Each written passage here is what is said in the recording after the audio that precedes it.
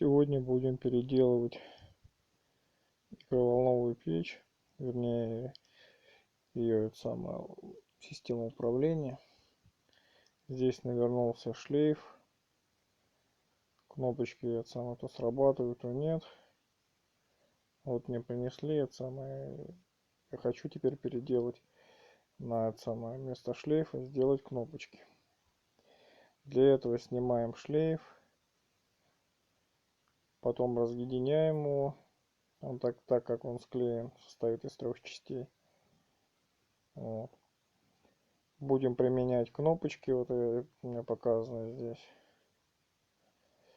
Вот. Потом что делаем? Шлейф прикладываем к корпусу.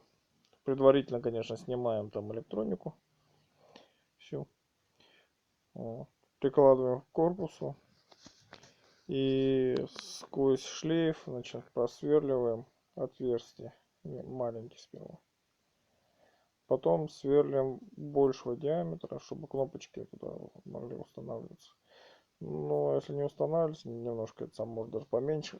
Потом надфилем дорабатываешь, чтобы кнопочки заходили. Вот. Устанавливаем кнопочки. Потом их приклеиваем термоклеем. Спаиваем сперва. Согласно того, как на шлейфе там дорожки проходят. Так как шлейф у нас состоит из 2 половин, соответственно, сперва спаиваем кнопочки проводочками с одной стороны. И, соответственно, потом на другой части шлейфа то же самое. Вот.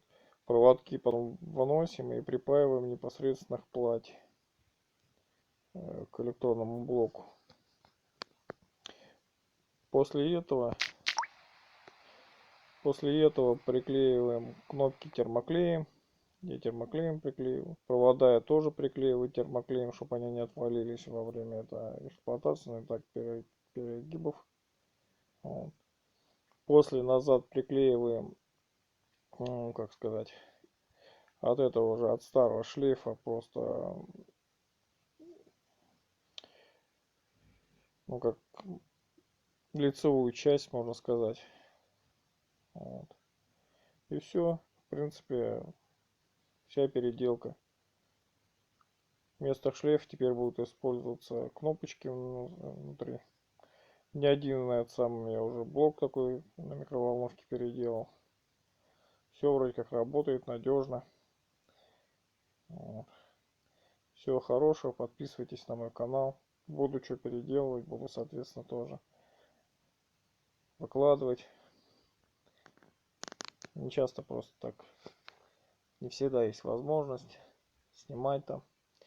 Этот раз у меня ролик будет, как вы поняли, смонтирован из фотографий, так как у меня нету нормальной камеры. Вот. До свидания, всего хорошего. Пока.